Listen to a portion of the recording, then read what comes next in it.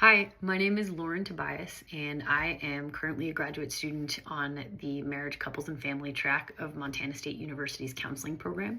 I am set to graduate in May, and I live in Bozeman, Montana.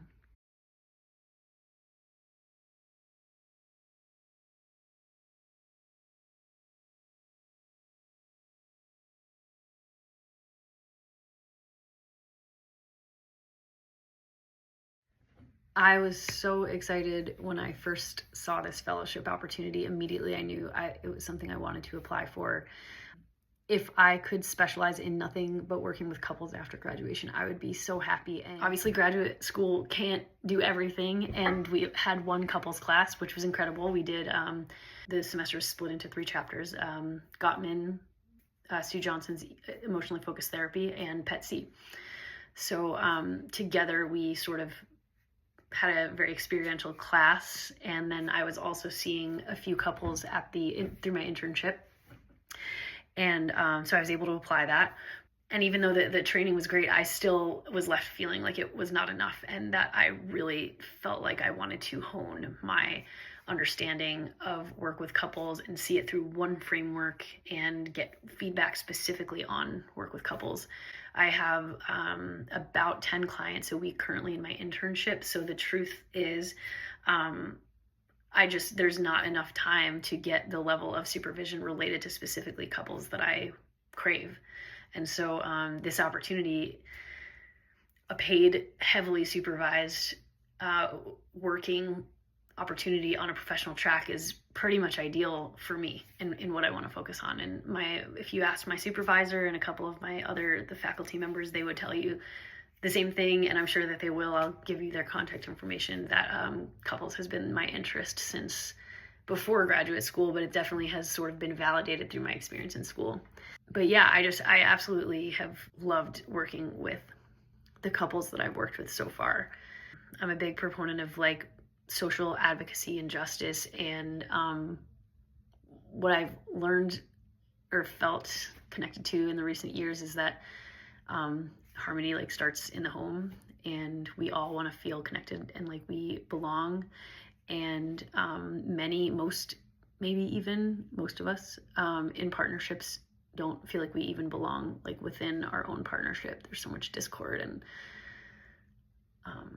resentment, and if you are not content within that main relationship, then it's going to be a lot harder to find contentment and happiness and fulfillment and self-actualization outside of the home or in life in general as well. So I think some of the biggest impact that I can make is if I can wield and hone my ability to help couples find harmony together. I think that's one of the biggest ways that I can make an impact.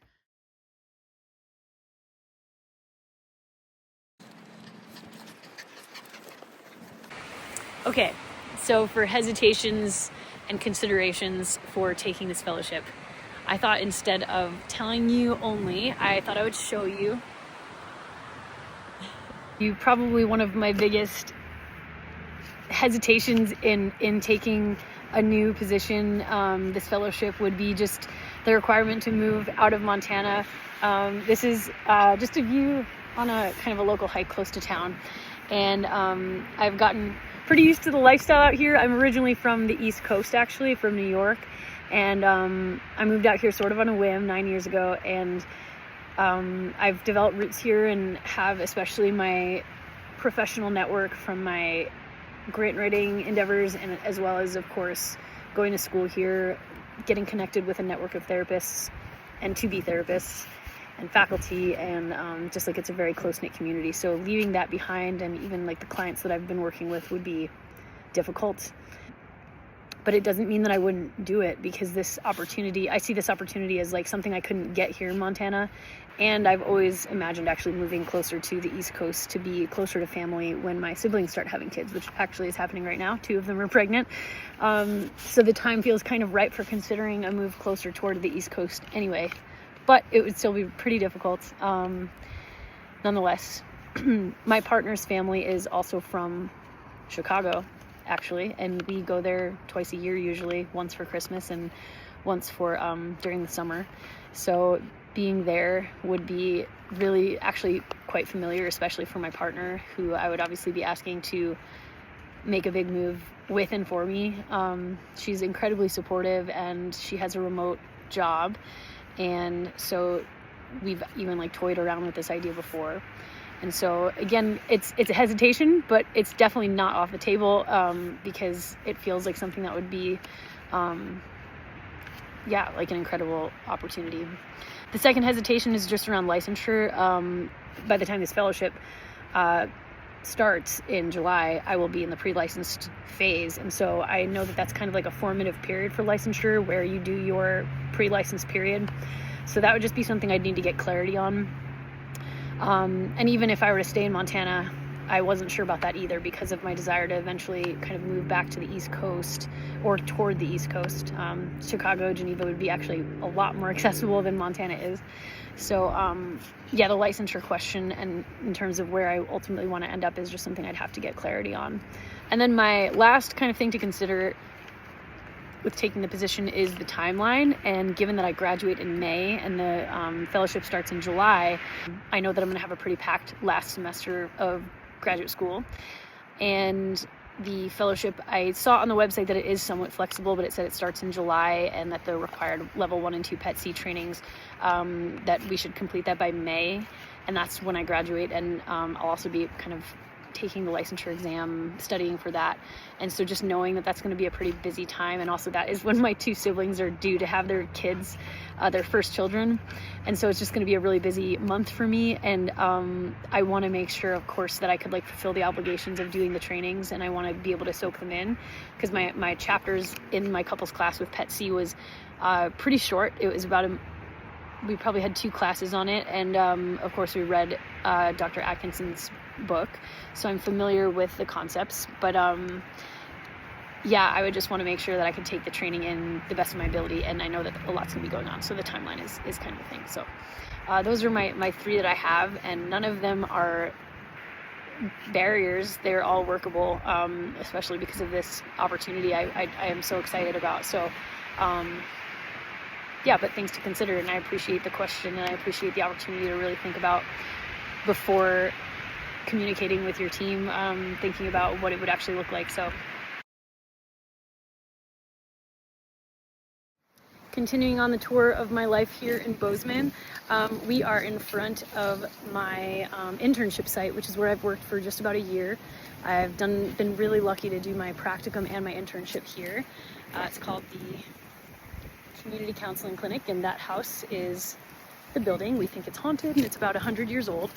And we have been really fortunate to have this resource in my program, because it's a training clinic that serves the greater Bozeman community on a sliding scale fee. So we actually get to see so many clients. We kind of have really don't have an issue actually taking, unfortunately, people who need services here. So we have the opportunity to really work with people and get close supervision on couples, families, and individuals of all different levels of acuity. So I'm going to take you inside and tell you a little bit more about myself, and it'll be a little bit less windy. So this is the room here in the clinic where I happen to take most of my sessions. We have 6 rooms total, and this is just the one that I'm usually in. So I figured I'd take the opportunity to be in here and just share a little bit more about my clinical experience of receiving feedback and some of my strengths and weaknesses. I'll start with feedback. Feedback is why I'm here in school. And I'm really lucky to have a supervisor who's very bought into the process of supervising and counselor development. And we've been working together for all of internship, which is just about 6 months now. We, of course, are under a microscope during graduate school, and I really do welcome it. I see it as a sign of major respect to be given feedback and buy-in to my development process. When someone who's senior to me gives me feedback about how I present, or what my development of my process is like. And I consider myself pretty self-reflective, and so I think I can offer a lot to the process of being supervised, and I really just want honest conversation.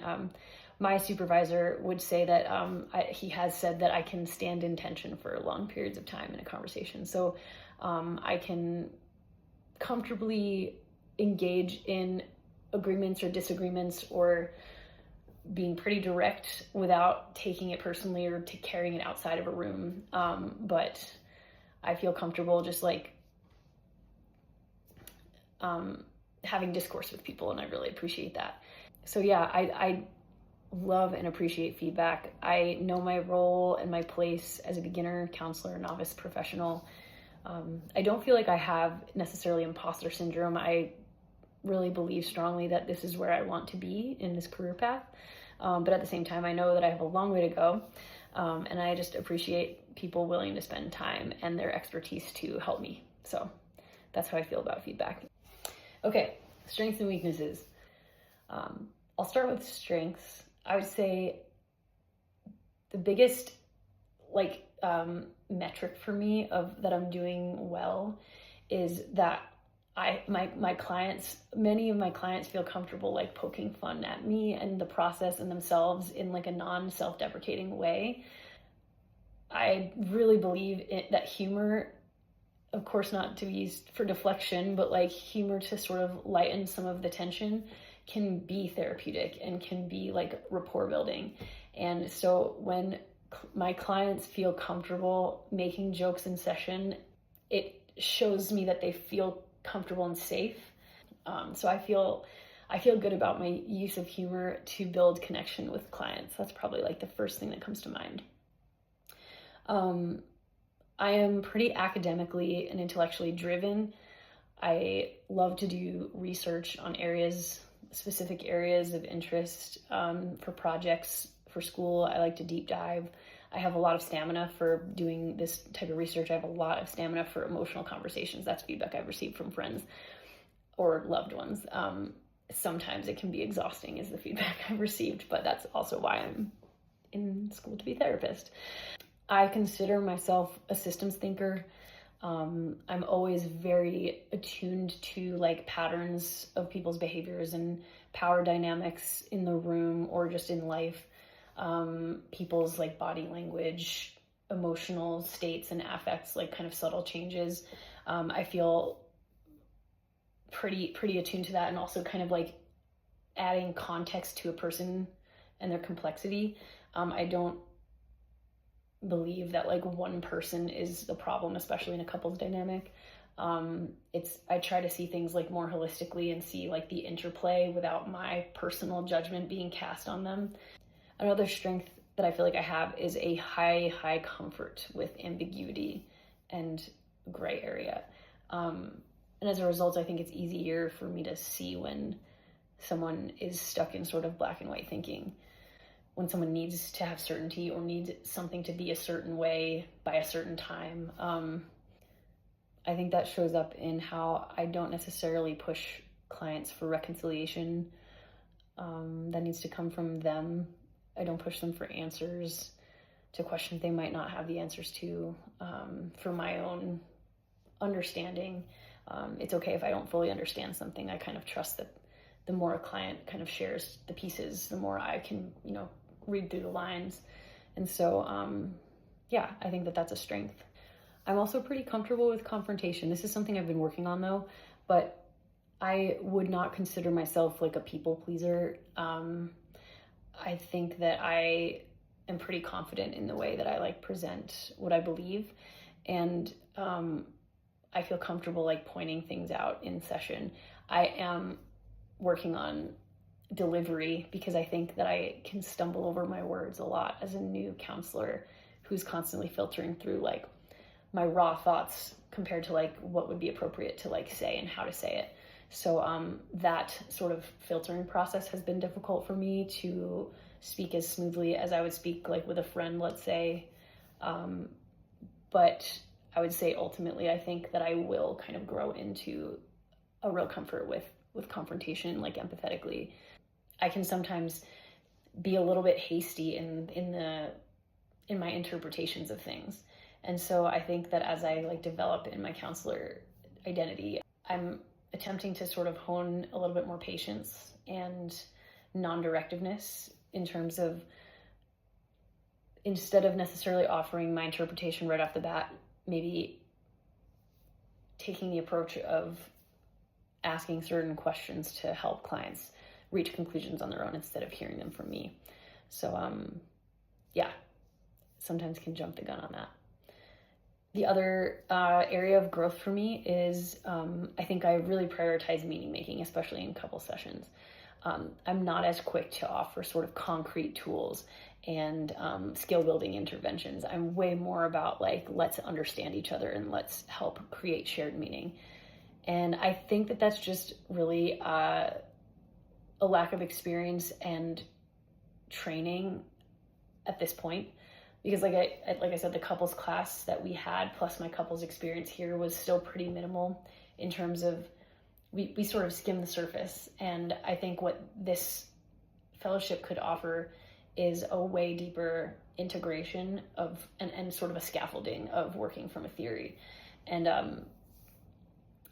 being able to then offer sort of these skill building, more concrete interventions, psychoed.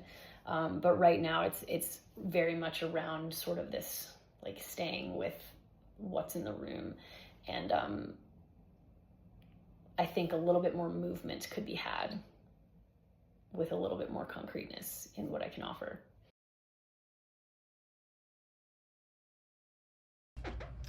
Where I envision myself in 5 years, probably working as a new professional.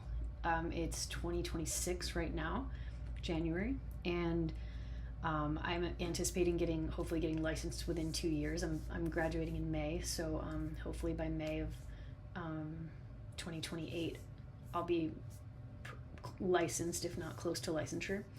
And so 3 years from then, I'll hopefully still be just getting experience. I will hopefully have a hybrid lifestyle of being either in Montana and accessible to the East Coast, or but I really can't say for sure where I'll be. But I do have a couple of nieces and nephews on the way, so I definitely want to be able to be a little bit more fluid if possible in where I am. In 10 years, one of my long-term goals is to work toward a PhD, and an interest of mine that's been with me for a long time is diplomatic political discourse. Obviously, anyone who lives in this country knows that the divide is so bad that I believe that contributes to a problem, like the main part of this problem of dehumanizing each other. And I see such a parallel to couples work, the gridlocked, if America was sort of one relationship and Democrats and Republicans were each member of the couple, it feels like we are in a real, like a gridlocked place right now. And I wrote a pretty detailed paper for my group counseling class, and it ended up being like 45 pages long. And I eventually would love to turn this into a dissertation, but it was a combination of couples counseling theory, political science, and sociology, and communication theory as well, to kind of come up with a program for helping teach Democrats and Republicans to speak to each other like with respect, to actually like look at understanding each other and understanding our common fears, like no matter what the fears are about, because we each on opposite sides of the political spectrum tend to think that the other is violating their like deepest survival needs a lot of the time. So I would love to do a PhD in that, and I know I need like a bunch. I really feel that right now, if I'm going to do that, I want to like sink into couples work so that I can actually understand what it feels like to be in the room with people, and have it just be something that I feel I grow to be neurologically sound doing, so that I can eventually help people do that in the sort of political or social discourse kind of a way. So that is a 10-year goal for me. How people experience me in a group, I think totally depends on my role in that group. I can be very reserved and quiet and kind of observatory, but I also love taking on a leadership role, and then I'm like, I feel pretty proud of like my leadership style, which feels like it's more like lead from behind, sort of empowering everybody to speak and contribute. I don't believe like I feel comfortable sort of delegating roles and things like that. I am my school's chapters, Chi Sigma Iota president, so I facilitate a group of 20 of my peers in my first and second year of my program's cohorts. And we are currently actually just getting started, so we're creating service projects. And so I've been sort of in charge of getting everyone to contribute to our year-long plan. So that's what we've been doing right now. And I would say that, I don't know, I just try to like keep it light. Nobody wants to be at a boring meeting, and so I think I try to make things fun. There's always food. I think people hopefully experience me as someone who really does want to hear from people, and also someone who uses humor to sort of lighten the mood and make it clear that it's not that serious, but we all are here to like share our passions and do work together. So but as someone who doesn't know as much or isn't as much in a leadership role in a group, then I do tend to like sit back. But with that said, I think my instructors would probably say that I am an active contributor to class and that I always have something to say. So I should add that as a caveat as well. I feel that I'm kind of an outspoken person, and I'll share my opinion in a group discussion. So that concludes my video application to the Couples Clinic for this fellowship. I really look forward to hearing from your team and being able to talk about what this might look like. Thank you so much.